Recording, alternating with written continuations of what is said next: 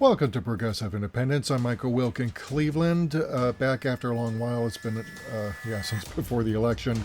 Uh, Serial rapist and child molester Joe Biden, now dictator of the United States. Nothing's changed from when Trump was in office. We're still getting extreme right-wing lies told about Russia, China, all sorts of stuff.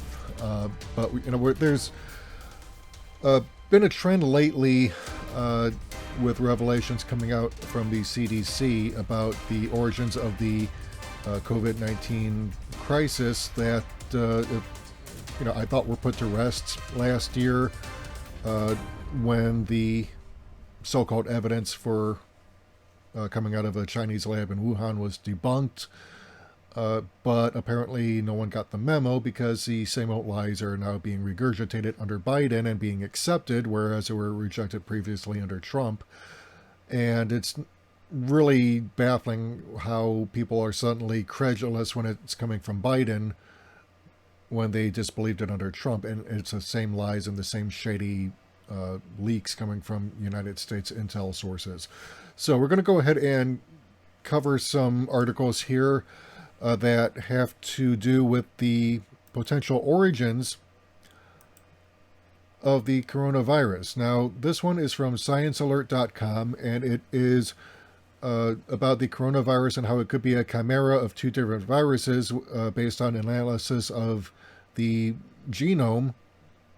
And it's interesting because there's been some recent revelations coming out about this that seem to support the chimera theory, but also further debunk the Wuhan lab origin. So, and this was from March 2020, and it says, in the space of a few weeks, we've all learned a lot about COVID-19 and the virus that causes it, SARS-CoV-2, but there have also been a lot of rumors, and while the number of scientific articles on this virus is increasing, there are still many gray areas as to its origins. In which animal occur, a bat, a pangolin, or another wild species? Where does it come from? From a cave or a forest in the Chinese province of Hubei or elsewhere? In December 2019, 27 of the first 41 people hospitalized, or 66%, passed through a market located in the heart of Wuhan city in Hubei province, but according to a study conducted at Wuhan, the first human case identified did not frequent this market. Instead, a molecular dating estimate based on the SARS-CoV-2 genomic sequences indicates an origin in November. This raises the questions about a link between this COVID-19 epidemic and wildlife. Genome data. The SARS-CoV-2 genome was rapidly sequenced by Chinese researchers. It is an RNA molecule of about 30,000 bases containing 15 genes, including the S gene, which codes for a protein located on the surface of the viral envelope. For comparison, our genome is in the form of a double helix of DNA, about 3 billion bases in size, and contains about 30,000 genes. Comparative genomic analyses have shown that the SARS-CoV-2 belongs to the group of beta coronaviruses and that it is very close to SARS-CoV, responsible for an epidemic of acute pneumonia, which appeared in November 2002 in the Chinese province of Guangdong and then spread to 29 countries in 2003. A total of 8,098 cases were recorded, including 774 deaths. It is known that bats of the genus Rhinolophus, can't pronounce it, potentially several cave species, were the reservoir of this virus, and that a small carnivore, the palm civet, Paguma larvata, may have served as an intermediate host between bats and the first human cases. Since then, many beta coronaviruses have been discovered, mainly in bats, but also in humans.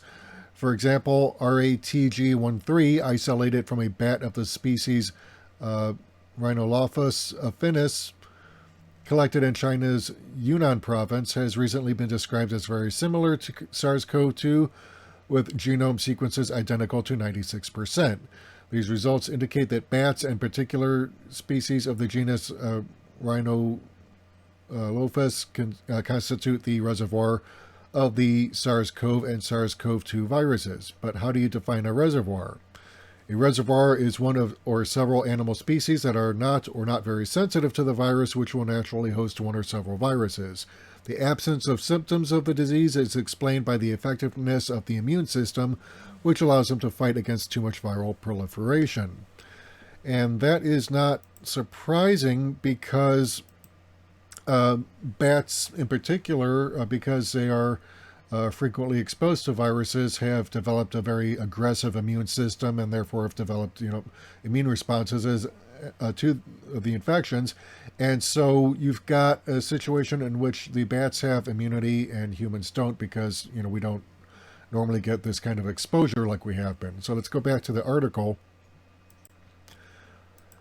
And it says, in February 2020, we learned that the virus even closer to SARS-CoV-2 had been discovered in a pangolin, with 99% of the genomic concordance reported. This suggested a more likely reservoir than bats.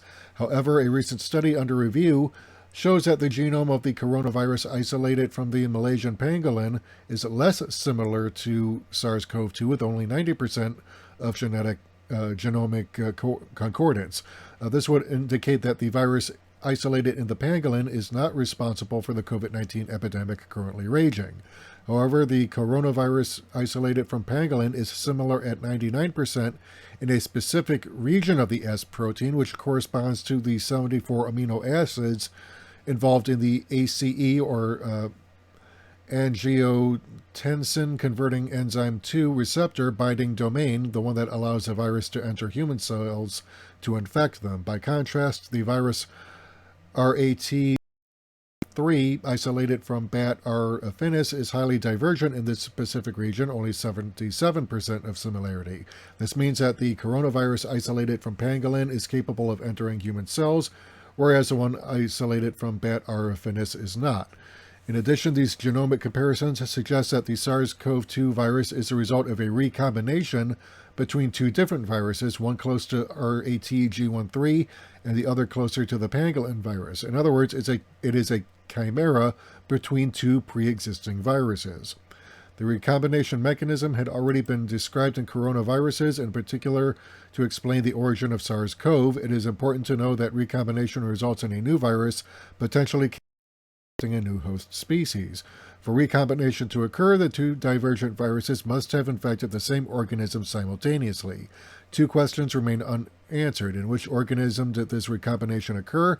A bat, a pangolin, or another species? And above all, under what conditions did this recombination take place?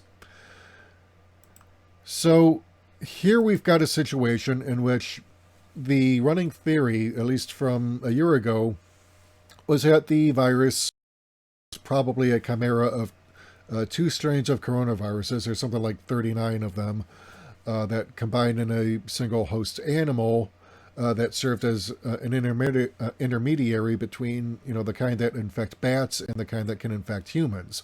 Now, for the record, I was hospitalized in December of 2020 with a viral pneumonia that is caused by a coronavirus, and it's responsible for, among other things, causing extreme nerve pain in the nerve area where the infection site is. So in my case, it was my right lung, and so I had extreme nerve pain in my right side. So yeah, it's very painful. Sent me to the hospital for several days, but that's that is a coronavirus. Thankfully, not COVID-19. I tested negative for that, but it is a coronavirus, and they're quite common. And there's something like 7 or 8 coronaviruses that can leap to humans. So not surprising.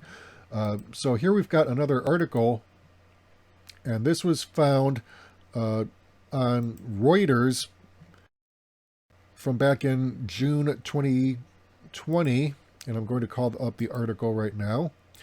It says, coronavirus traces found in March 2019 sewage sample, Spanish study shows. Madrid.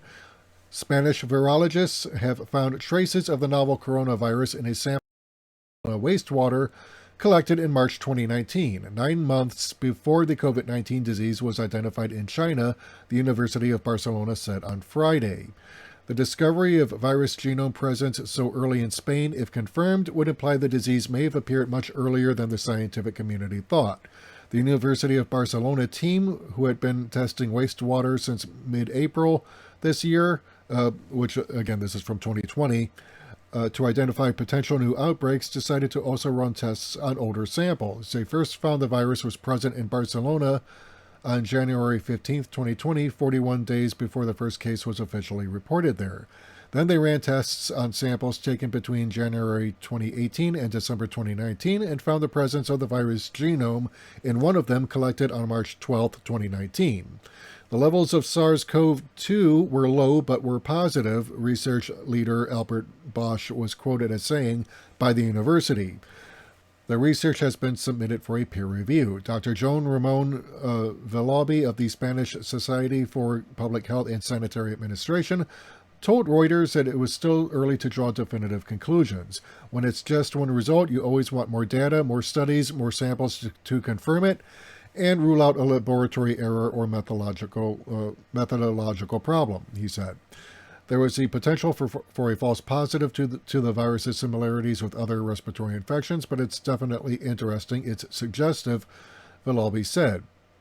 Bosch, who is the president of the Spanish Society of Virologists, said that an early detection, even in January, could have improved the response to the pandemic. Instead, patients were probably misdiagnosed with common flu, contributing to community transmission before measures were taken. Professor Gert-Jan Medema of the KWR Water Research Institute in the Netherlands, whose team began using a coronavirus test on wastewater in February, suggested that the Barcelona group needs to repeat the tests to confirm it really is the SARS-CoV-2 virus.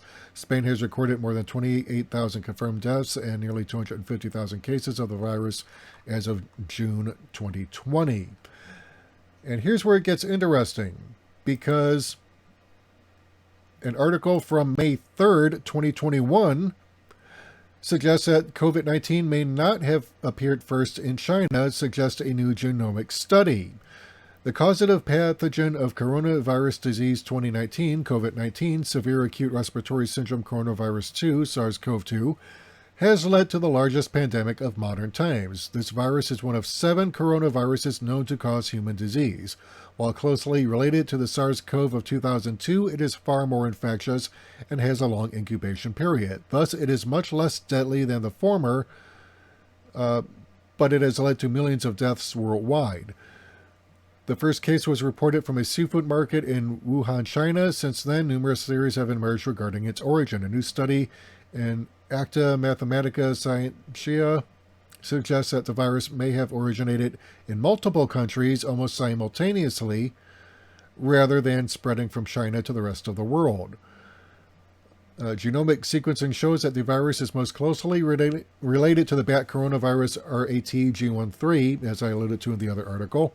This seems to indicate that it sprang from a bat coronavirus lineage. The RATG13, however, was from a 2013 sample and formed a different lineage incapable of direct human transmission. Many scientists have focused on collecting and sequencing samples from putative intermediate hosts, including pangolin, mink, and civets, but no clear chain is observable so far. The earliest transmission among humans was reported from Wuhan, while other countries reported their first cases in February 2020. However, the researchers say evidence shows that the virus was already circulating in these countries back in December 2019, including Italy, France, and the United States. In the absence of complete viral sequences from samples collected at this date in these countries, the current study hoped to examine how the currently circulating sequences of the virus may be traced back to their earliest appearance in humans. In contrast to multiple sequence alignment, MSA, which is the conventional method of finding relationships between genomic sequences, the paper used a KMER natural vector method to encode the complete sequence of the viral genome as vectors based on Global Initiative for Sharing All Influenza Data sequences. The MSA method aligns and compared sequences to obtain a matrix of similarities between them. However, such similarity fails to satisfy the triangular inequality property of mathematical distance, and so cannot show the real biological distance of different sequences. The KMER method encodes the vectored sequences and defines their natural distance in order to measure how close they are to each other, whereas most studies include only a single K value to estimate distances between sequences. The current work involves all KMERs for K is greater or equal to 1. They developed a new metric that satisfied the properties of positivity, non-negativity, symmetry, and triangle inequality. So, basically a lot of jargon that I'm sure none of you understand, and I'm only barely able to comprehend it myself. So basically, it was found to be closest, shortest natural distance to those of 5 isolates from France, India, the Netherlands, England, and the USA. Interestingly, the viral isolates in these 5 cases were just as close to RAT-G13 as the Wuhan isolate was. The distances with the first 5 were all marginally less than 31,000, which was the distance of the Wuhan isolate from RAT-G13. These results indicate that the place where human-to-human SARS-CoV-2 transmission first happened is extremely unlikely to be Wuhan, but France, India, Netherlands, England, and the United States, with an accuracy rate higher than 91%. Let me go ahead and select that again, just to give you an idea. These results indicate that the place where human-to-human SARS-CoV-2 transmission first happened is extremely unlikely to be Wuhan, but France, India, Netherlands, England, and the United States, with an accuracy rate higher than 91%. Now, earlier studies had already suggested this possibility since one team of scientists detected antibodies to the virus in the USA in December 2019, when no cases had been reported yet in that country. Similarly, a French study showed the presence of seropositivity, or anti-SARS-CoV-2 immunoglobulin G antibodies in November 2019. These studies did not include complete sequences, precluding the validation of the results by the current method. This paper advances beyond earlier uses of KMER-based techniques by employing a one-on-one correspondence between the genome sequences. So basically, what this article is saying is what backs up the report from last June, which suggests that the virus appeared in Europe far earlier than previously believed, because traces of the virus were found in sewage samples collected in March 2019 in Spain. So the origin of the Wuhan lab leak, theory, is based on fraud. Okay, and you've got YouTube hosts like Jimmy Dore and Cristobal and Sager pushing this narrative, which has already been proven false last year, and now the case has been further debunked. But leave it to the people at Black Agenda Report to poke further holes. But before we do that, this is from May 12th, 2020. Scientists suggest exactly 0 evidence COVID-19 came from a lab. And you can, and the underwriters here, and you might call them into question, but these are all companies that have a vested interest in promoting the Wuhan lab leak theory, but they're funding a study that shows no, it didn't. So the conspiracy is that it was a Chinese bioweapon or otherwise a lab release of a natural virus, which was always rather stupid, because the likelihood that China would release a bioweapon in its own country was always going to be a stretch to begin with. They're not that stupid, okay? Maybe here in the United States, yes, but not here. So, there were theories about, ever pinpointing the origin. But the idea that it's a Chinese bioweapon was debunked. It says COVID-19 is sufficiently unlike other viruses to have been created from them, and making a virus in the lab from scratch would be virtually impossible, said Stanley Perlman, MD, PhD, professor of microbiology and immunology and pediatric infectious diseases at the University of Iowa in Iowa City. I don't think we know enough about coronaviruses or any viruses to be able to deliberately make a virus for release. James Leduc, PhD, professor on microbiology and immunology and director of the Galveston National Laboratory at the University of Texas Medical Branch in Galveston, said that engineering COVID-19 would have taken an incredible amount of ingenuity. People's imaginations are running wild. Anderson said that the virus's receptor binding domain, which makes it an efficient human pathogen, is also found in coronaviruses and pangolins, scaly anteaters proposed as an intermediary host between bats and humans. It's something that's fully natural, so it's not something that happens in tissue culture. Angela Rasmussen, PhD and Associate Research Scientist in the Center for Infection and Immunity at Columbia University in New York City, said computer modeling suggests that the receptor binding domain of the spike protein in the SARS-CoV-2, the virus that causes COVID-19, is suboptimal, meaning that someone designing an optimal receptor binding domain sequence probably would not engineer the sequences that involved in SARS-CoV-2, she said. Furthermore, there are no genetic similarities with other virus backbones used in any of the known reverse genetics systems for beta coronaviruses. This suggests that this virus was not engineered. Another COVID-19 feature, it's a furin cleavage site which allows the virus to infect human cells, diminishes in tissue culture, Anderson said. I think it could probably still infect people. I just think much less efficiently. Furthermore, he questions why anyone would go through the work of creating a new virus when that person could simply take an existing virulent pathogen like the severe acute respiratory syndrome virus or Middle East respiratory syndrome coronaviruses and make them even worse, as all bioweapons programs so far have done. It doesn't make any sense to make a new virus that you don't know can cause disease in humans and try to create a bioweapon out of it. That would be a really bad bioweapons person. Conspiracy theory number 2, lab release of natural virus. For many years around the world, scientists have studied bat coronaviruses by capturing bats in caves and isolating and growing in tissue culture the coronaviruses that they carry to see if they can infect human cells.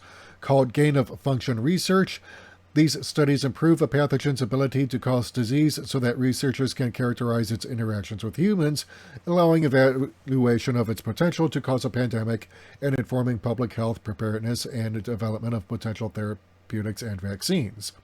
Zheng Li, PhD, director of the Center for Emerging Infectious Diseases at the Wuhan Institute of Virology, a biosafety level 4 lab in China, relatively close, 25 to 35 kilometers or 15 to 22 miles to the Wuhan market at the epicenter of China's outbreak, has extensively published the genetic sequences of isolates from the bat coronaviruses she studies.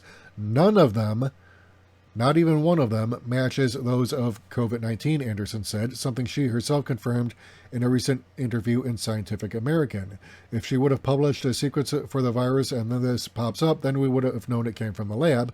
There's no evidence for this, but there's plenty of evidence against it. Leduc said that she's work on bat coronaviruses has shown that these viruses exist in nature, and some of them have characteristics that would allow them to be transmissible among humans. That we're seeing it today is not a surprise to people who have been working in this field.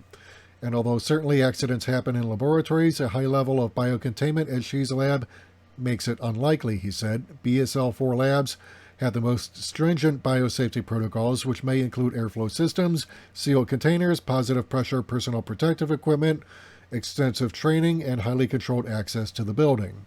Having attended conferences at which she has spoken about her work, Leduc said she is a highly reputable scientist. She's always been extremely open, transparent, and collaborative, and I have no reason to doubt that she's telling the truth, he said. Plus, Anderson said the likelihood of a researcher becoming unknowingly infected with the coronavirus while wearing full PPE and then going to the Wuhan market is fleeting compared to the alternative hypothesis, which is that we as humans, because we live amongst animals carrying these viruses, bats, but also many other intermediate hosts, and of course we don't go around wearing PPE, we naturally get into contact with these viruses all the time.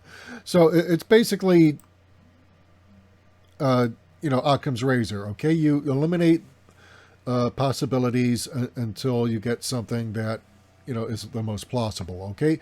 Why come up with an elaborate lab leak or bioweapons theory when evidence suggests something more plausible and more provable? And yet nevertheless, Senator Rand Paul, ever the shameless liar, was grilling Anthony Fauci during congressional hearings about the gain-of-function research, trying to basically implicate Dr. Fauci and the CDC in partially funding Wuhan's viral research, which, again, there's nothing sinister about that. We have to have cooperation even with enemy countries because, if something does happen, we have to have access to that research. Otherwise, we're all screwed. So, and then, all your Cold War posturing won't matter. So, so there's no evidence of a lab leak occurring. There's evidence suggesting that the virus actually originated in Europe and the United States before it even appeared in Wuhan. So what's the and it's more likely that even if there was a Chinese origin for the virus, Europeans and Americans carried out of China before anyone even knew that it was a thing and started spreading it, and it just took a while for people to recognize that that this was something new. So, that's the most likely scenario. But, nevertheless, we've got Anthony Fauci coming under scrutiny as a liar, which, to be fair, he is a liar. He lied about the effectiveness of masks, claiming that they weren't all that effective, when in fact they are. And we know this because, SARS and MERS are respiratory infections, and people in Asia and other affected countries, had to wear them and do social distancing, and those measures have been effective in getting the viruses under control. So the idea that Fauci was telling the truth about them not being effective is ludicrous. They are effective, and he knew it.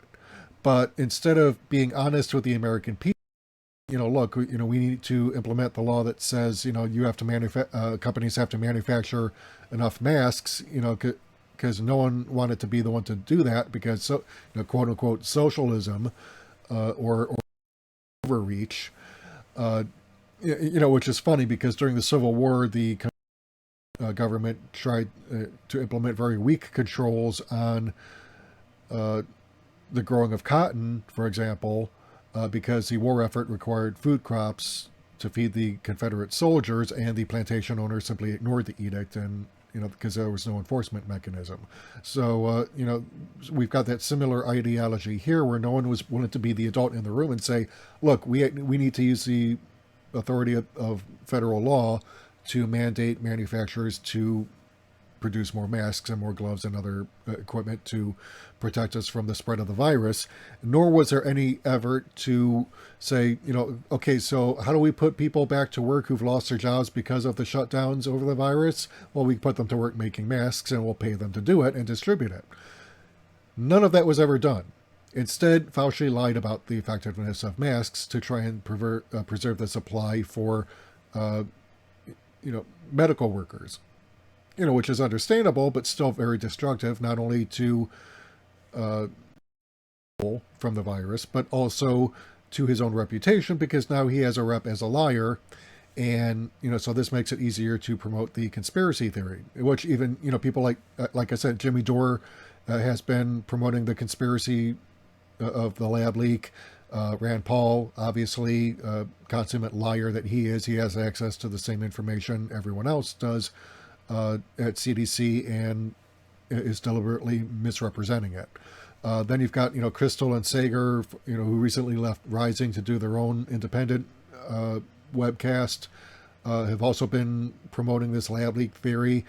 But the people at Black Agenda Report, who have good reason to be skeptical of anything, and also people at the Gray Zone, but Black Agenda Report in particular, it has pointed out what should have been obvious from the beginning regarding the lab leak. Shows Biden is a Democrat with Trumpian characteristics on China. Joe Biden has been praised by Democrats, not liberals, but Democrats, because Democrats are not liberals, and even much of the left, as a marked shift from Caligula Trump's erratic and embarrassing dictatorship. This position takes on a decidedly class dimension whereby elites and their hangers-on walk in lockstep with the Biden regime's political trajectory. I can't talk right now. Those heaping praise onto Biden ignore his neoliberal approach to domestic economic woes and express complete alignment with his foreign policy priorities. Nowhere is this clearer than in Biden's approach to China. National Security Council Coordinator for the Indo-Pacific, Kurt Campbell, declared in late May that the era of engagement with China has come to an end. Well, it never really began. Before entering the Biden regime, Campbell was co-founder of the Center for a New American Century. CNAS is a DC-based think tank which is funded by the State Department and major military contractors such as Raytheon, Lockheed Martin, and BAE Systems. In other words, Biden's Asia czar is the perfect bully for the job of escalating the United States' new Cold War against China. Biden's approach to China was built on Trump's hostile posture in every respect. He's increased sanctions on China's tech sector, and his representatives at the State Department have shown an outright disrespect for Chinese diplomats. Biden has further committed to maintaining the United States' military presence in the Asia-Pacific, while declaring that the 21st century will be a U.S. battle for democracy against China's autocracy. The current regime has been most Trump-like in relation to the propaganda campaign of the U.S.'s new Cold War. Biden has doubled down on unproven claims of genocide in Xinjiang. I hope I pronounced that properly. During the 11-day Israeli assault on Gaza, the United States State Department declared without any evidence that Xinjiang was an open-air prison. On May 26th, Biden demanded that U.S. intelligence services review a more than year-old claim that COVID-19 was either produced or released from the Wuhan Institute of Virology. The lab leak conspiracy has resurfaced in recent months after Trump's former CDC director, Robert Redfield, stated that he believed COVID-19 emerged from a lab. Redfield is a renowned evangelical whose credentials have been subject to scrutiny due to his former relationship with the Americans for a Sound HIV/AIDS Policy, or ASAP, a right-wing, non-governmental organization which led the charge in promoting abstinence-only and other hard-right pseudo-Christian values as a response to HIV/AIDS. The lab leak hypothesis has long been debunked as evidence-free conspiracy with links to the far right. An analysis by Fairness and Accuracy in Reporting, or FAIR for short, found that corporate media reports that utilized quotes from National Endowment for Democracy-funded far-right activist Xiao Qiang, or Cheng, and a 2018 State Department cable which mentioned zero concerns of safety hazards as the principal sources to back up the lab leak claim. Tucker Carlson joined in on the fray later in 2020 to platform Yan Li-Meng's assertion that the virus was created at the Wuhan Institute of Virology. Li-Meng possesses connections to Steve Bannon and Guo Wengui's Rule of Law Foundation, and her research has been discredited by the Hong Kong university from which she defected. So now Biden and his top allies, such as Dr. Anthony Fauci, have given credence to the lab leak conspiracy. Biden's call for an intelligence investigations comes amid unsourced intelligence reports that claim doctors in Wuhan became ill just prior to the spread of the virus. Similar to Russiagate, United States intelligence has run with an entirely unsourced narrative that conveniently places blame on another country for domestic ills and labels that country a national security threat. Genuine leftists are often called conspiracy theorists for questioning power, making the term itself toxic in political discourse. It is important to remember, however, that conspiracies do exist, and that those in power are the ones with the means and the ends to carry them out. The lab leak conspiracy, like Russiagate, has been a key cog in the United States propaganda war against China. For more than a year, United States officials and media outlets have casted blame and skepticism onto China for the spread of COVID-19. The propaganda has worked. More than half of the United States population believes China should pay reparations to the world for the spread of COVID-19, and public opinion of China has reached a new low. Well, at least in the United States. In actuality, it is the United States that has become increasingly more isolated as Europe and other countries gravitate towards the Russian and Chinese spheres of influence. They're geographically closer and economically closer as China implements its Belt and Road Initiative to connect China to Europe. So what we've got here is a situation in which the people who formerly denied the lab leak conspiracy for what it is, which is far-right propaganda cooked up by Trumpists and members of the military and intelligence establishment looking to overthrow the Chinese Communist Party and replace it with one that will open up the country to American corporations to plunder their resources and labor. Those are the sources of the Wuhan lab leak conspiracy. And in this instance, Fauci is in fact telling the truth when he denies the lab leak origin. But Fauci did not help himself by lying early on in the pandemic about the effectiveness of masks. And so now he's in a position where he's being called a liar because he is a liar, but not for the reasons that people think.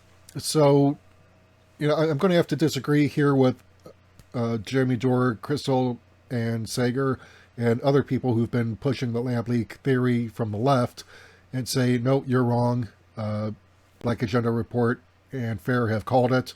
The evidence really does not support a lab leak theory. It actually suggests a European and United States origin, much like the Spanish influenza pandemic of the early 1900s during the First World War. And honestly, the more you keep pushing this, the more you play into the hands of the United States military and intelligence establishment, which wants to overthrow China and Russia as well. So, there you have it. Let me know what you think in the comments. I want to hear from you because, this does seem like one of those issues that just will not go away. And we need on the left to be skeptical of the right things for the right reasons and not give in to the cockamamie conspiracy theories of the far right or people like Kim Iverson, for example, who's been pushing conspiracy theories about mask effectiveness and herd immunity, which was a complete failure in Sweden, which is why that country is in the dismal state it's in. So, people, take a step back, question the sources that you think you're relying on, because it's not your sources. It's coming from the very people who have lied to us repeatedly from day one and have mishandled these viruses and tried to cover their own asses while using it as a weapon in the new Cold War against China. So take care. Good night. I'm out of here.